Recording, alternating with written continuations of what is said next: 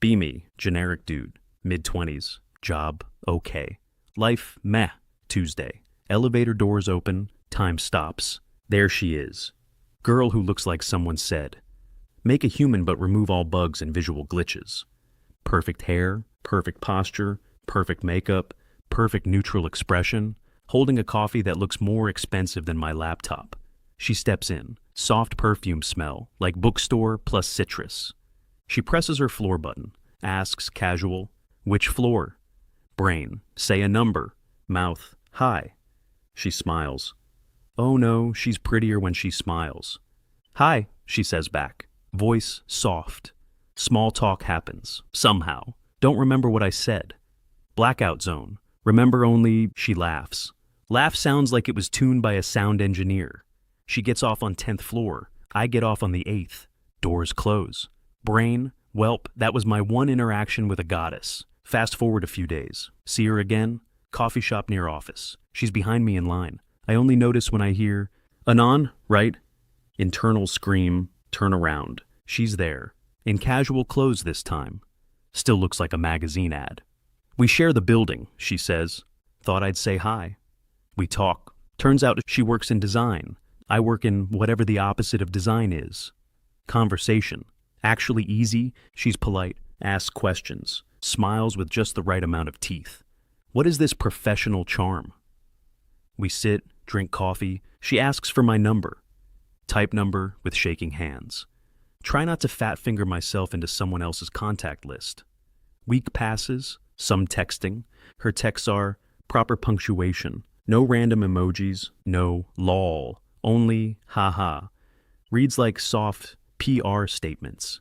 Me, unhinged reaction gifs, chaos jokes. She, haha, you're funny. Still cute though. One day she texts, wanna come over for dinner sometime? I owe you one for that coffee. Boom, heart. Play it cool. Sure, sounds nice, : When? Tuesday? Ah yes, the cursed Tuesday loop. Send address, nice district, go to her place. Door opens. First thought, oh, she's pretty. She's in a simple dress, hair done, light makeup, smells like expensive but subtle. She smiles. Come in. Walk in. Instantly feel like incorrectly placed object. Apartment looks like IG influencer plus interior design catalog plus minimalism cult. Everything neutral tones. Beige, cream, soft gray. Not a single wild color in sight. Wow, I say. Your place is insanely nice. She does that modest shoulder shrug. Oh, thank you. My mom designed everything. Everything? Yes, she's an interior architect. She helped pick all the furniture and the layout and the decorations. Spot hypersymmetrical pillows on couch. They are aligned with precision of sniper rifle. Then I see it, the infamous fruit bowl. Approach slowly. It's like an art piece. Organic stone shape, clearly expensive, no fruit. Do you actually keep fruit here?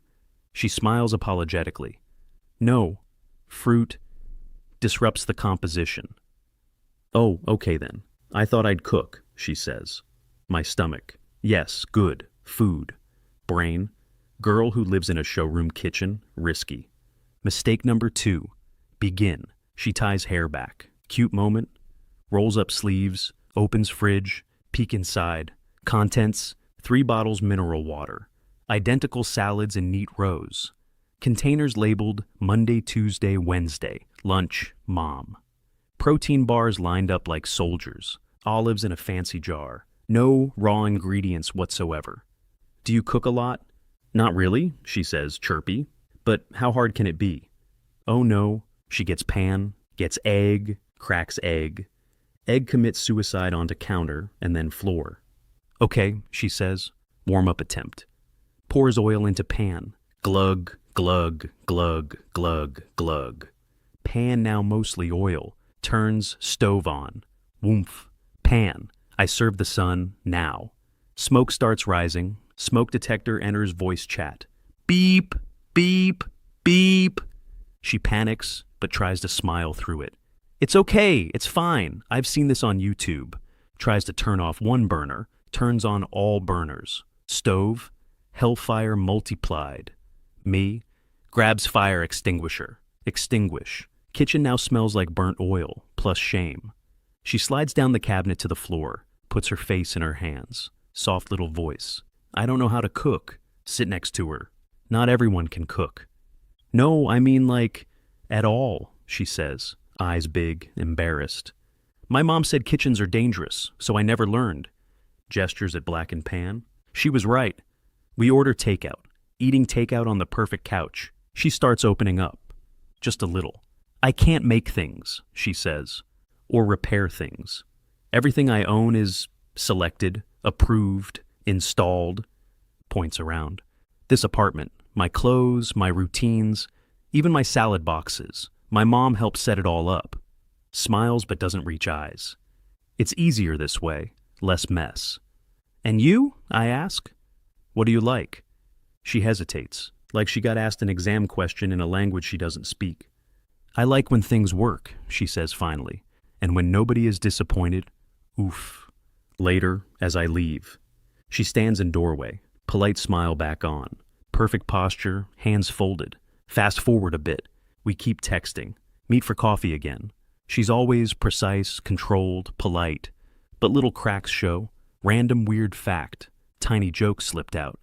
Quickly smoothed over with ha-ha and straightened shoulders. Intrigue level +1. One night, walking home, pass her building, glance up at her window. It's flashing, blue light, then white. Then sparks, here, bzzz. Clatter. Something that sounds like a blender fighting a fork. Then her voice, no, no, no, not the wire, let go, let go. I stop. 100% that's her. Brain, go home. Spine, stairs now. Go up, knock on door. No answer. Try handle gently. Door unlocked. This woman will invent an AI that conquers humanity but forgets security 101. Ava, living room, museum mode, kitchen area, war zone noises. Kitchen no longer kitchen.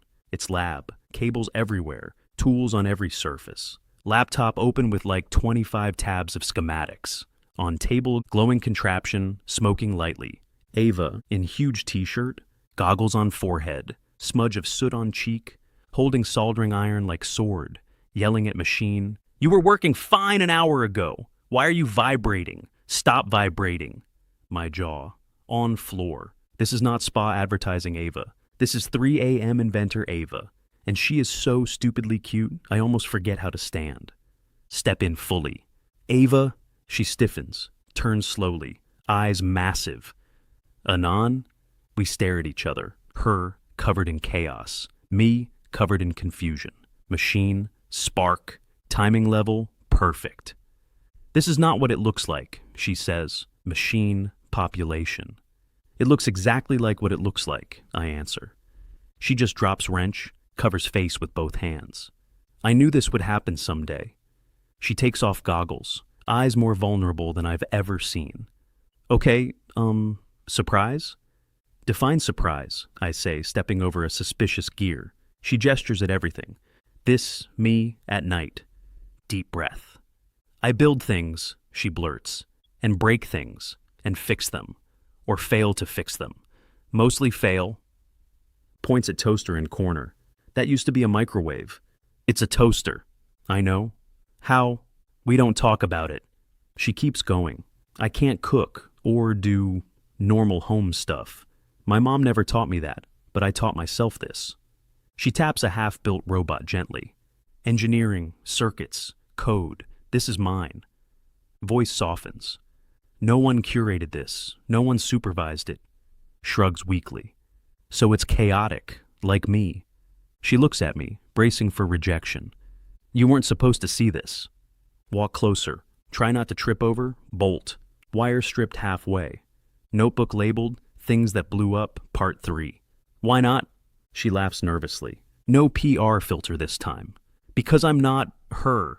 Nods toward living room. Daytime Ava, perfect Ava, beige Ava, the one mom trained.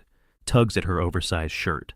This one swears at machines, breaks furniture, forgets to eat, and sometimes welds at 4 a.m. Adds quietly. No one ever likes this one? That hits harder than expected. She starts pacing in tiny circles. If I'm like this, people say I'm too much, too intense, too nerdy, too loud, too boyish, too weird. Voice cracks. So I keep the costumes, the apartment, the calm voice, the salad boxes. Looks me dead in the eye. I wanted you to like me. Ow, my heart. She tries to walk past me, catches foot on cable, stumbles. Reflex kicks in, grab her shoulders. She ends up right up against me, face inches away, eyes wide. I'm sorry, she says quietly. You weren't supposed to see the broken version. Hauled out of trash heart. Ava, I say. This doesn't look broken, it looks real. She blinks, like no one has ever said that to her in her life. Real? Yeah, I like the polished you. Nod toward living room. But this you? Gesture at chaos. This is the one who actually feels alive. Her whole system blue screens. She stares, cheeks slowly turning pink, eyes glassy. Don't say things like that, she whispers. I will actually crash. She shoves safety goggles into my hands. If you're staying, you get issued protection. Now I look like unpaid intern number 2. She throws herself back into work. Okay, assistant, hold this. Gives me wire. Not that tightly. Loosens my grip. Hand lingers 1 millisecond too long. Heart, HHH. Now this. Put small sensor in my other hand. And if this LED turns red, duck. Duck? Very fast. Why? I don't have insurance for you. Comforting. She's muttering to Robot again. Come on, sweetheart. Don't do this to me now. Be nice in front of the guest. Robot starts humming ominously. Is it supposed to vibrate that hard? Define supposed to. LED starts blinking blue. Ava. It's fine. Goes blue, blue, red. Ava. Okay, now it's less fine. Robot's little leg kicks out. It scuttles. Robot insect behavior, true. It dashes toward table edge. No, no, no, no, no, no, no. She lunges after it, barely catches it by cable. It spins, sparks, dies. Smell of burnt circuits. She drops it on table gently, sighs. He lived a stupid life. Looks up at me, half smiling. Welcome to my failures. She goes to poke it again. Tiny spark zaps her fingers. Ow, rude! Grabs her hand automatically. She stiffens like someone hit pause. Her hand is warm, fingers small in mine. Inspect burn. Nothing serious, but red. Blow on it out of reflex. She makes high-pitched sound. Immediately hides face with other hand. Don't do that, she mumbles. Sorry, does it hurt? No, she says. It's just illegal levels of gentle. Me? Oh. She pulls out first aid kit. Band-aids are all cartoon animals. Ducks? I ask as she puts one on. They're brave, she says, dead serious. No further explanation. We end up sitting on kitchen floor, backs to cabinet, room humming with dying electronics. She's quieter now. Thanks for not leaving, she says. Why would I leave? She shrugs. Most people leave when they see the mess. Gestures at room and herself. I like this room, I say, and I like you, both versions. She stares at me, eyes searching for sarcasm. Doesn't find it. Looks overwhelmed instead. Soft voice. Okay, then you can see more. Inside, victory music. Next morning. Decide to check on her. Knock on door. Door cracks open 2 centimeters. One eye peeks through. Hi. You okay? Yes. Lies detected. Door shuts. Hear rustling. Door opens again. Daytime Ava appears. Turned up to 300%. Perfect hair. Perfect dress. Subtle jewelry. Subtle perfume. Also subtle panic in eyes. Good morning, she says, smooth. About last night. She starts speed talking. It was silly, really. Nothing serious. Just a hobby. You shouldn't think too much of it. I can be much more put together. Last night was weird. I was weird. Ava. And I don't want you to think I'm irresponsible or unfeminine or strange. I can absolutely be normal girlfriend material. I can. I just... Sometimes, at night... Ava. And you probably think I'm crazy or broken or stupid, and it's okay if you want the calm version instead. The one who doesn't yell at mugs. Ava. She finally stops, eyes shiny, voice tiny. I just don't want to scare you away. She turns her head. Doesn't want me to see her face. Take her hands gently. Yes, I say. She frowns. That's not an answer. It is, I say. I want all of you, Ava. She stares. Daytime you, I say. Who wears nice dresses and holds tea like a princess and tries very hard to be appropriate. And nighttime you, I add, who blows things up and swears at malfunctioning wires and forgets she has boundaries when she talks about an idea. Thumb brushes her knuckles. They're both you. I don't want a half person. She starts crying, quietly, like it surprised her. No one's ever said that, she whispers. Pull her into a hug. She melts into it so fast my heart breaks a little. I'm tired, she mumbles into my shirt, of pretending. Then don't, I say. At least not with me. She nods against my chest. Smallest, okay. That evening, no performance. Door opens. She's in a comfy sweatshirt, leggings, bare face. She looks shy, but lighter. This is me, she says. Low effort. She waits for reaction like she expects a jump scare. You look really good, I say. She immediately hides in hoodie. Stope, muffled. Do you want to see my real room? She asks later. My brain, nice. My heart, nice. She takes me past the pretty living room, to a door that was always closed, opens it, her actual habitat. Bed only half made, sketches taped to wall, notes everywhere, whiteboard full of formulas and doodles, shelf of failed projects labeled with dates and short insults. It's messy, but not dirty, just full of her. She watches my face like CCTV. Well, it's perfect, I say. She legit has to grab doorframe to steady herself from relief. She digs under bed, pulls out small metal cube, very simple, doesn't seem to do anything, holds it gently. This is the first thing I built, she says. Tried to make a music player when I was 14, messed it up, never worked. Why keep it then? I ask. She looks at it fondly. Because it was the first time I made something just for me, she says. Not for a grade, not for my mom, not for anyone else's approval. Takes my hand, puts cube in it. I want you to have it. My brain stops. Ava, this is important to you. Exactly, she says softly. Romantic error, critical. We sit on floor, backs to bed, sharing one blanket like teenagers. She confesses properly this time. I like you, she says. Like, really like you. Not like you fit my life plan like. Laughs nervously. I wanted to tell you on that first dinner. Then I set the kitchen on fire, and it felt like bad timing. Fair. I like you too, I say, her, buffer icon. You do? Yeah.